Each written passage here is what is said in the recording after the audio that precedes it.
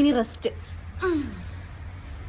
ഈ ആഴ്ച വീട്ടിലേക്കില്ലെന്ന് പറഞ്ഞ് ജാട അടിച്ചിട്ടായിരിക്കും ഞാൻ എല്ലാ ആഴ്ചയും വീട്ടിൽ നിന്ന് ഇറങ്ങുന്നത്. പക്ഷെ എന്തൊക്കെ പറഞ്ഞാലും വെള്ളിയാഴ്ച രാത്രിയാകുമ്പോൾ എൻ്റെ വയറ്റിൽ നിന്ന് ഒരു ആളൽ വരും. ആ ആളലിൽ ഞാൻ രാവിലെ ബാഗും പാക്ക് ചെയ്ത് അങ്ങനെ രാവിലെ വീട്ടിൽ വന്നപ്പോൾ തന്നെ നല്ല അടിപൊളി ചൂരക്കറിയും ദോശയുണ്ടായിരുന്നു. അത് കഴിച്ച് എൻ്റെ സാറ്റർഡേ സ്റ്റാർട്ടായി.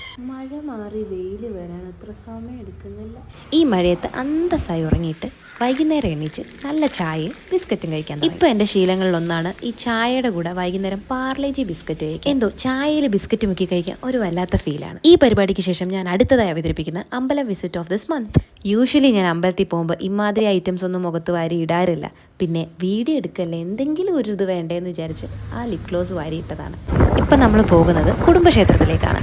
എൻ്റെ അടുത്ത് അമ്മ കുറേ ദിവസമായിട്ട് പറയുന്നുണ്ട് നമുക്കിവിടെ നിന്ന് പോണം, നീ ഒരിക്കലും വിളിച്ചാൽ വരില്ല. ഈ പരാതികൾക്ക് ഒരു ഒടുക്കം വരുത്താനാണ് ഇന്ന് ഞാൻ ഭക്തിമാർഗത്തിലേക്ക് ഇറങ്ങിയത്.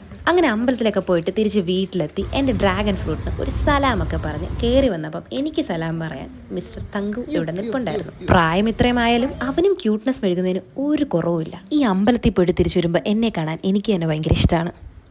ഞാൻ അങ്ങോട്ട് പോകുമ്പോൾ ഫോണിന് എൻ്റെ കൂടെ ഫോണും വരണം കേട്ടോ. എൻ്റെ വീടൊരു മൃഗശാലയാണെന്നൊന്നും ആരും തെറ്റിദ്ധരിക്കണ്ട.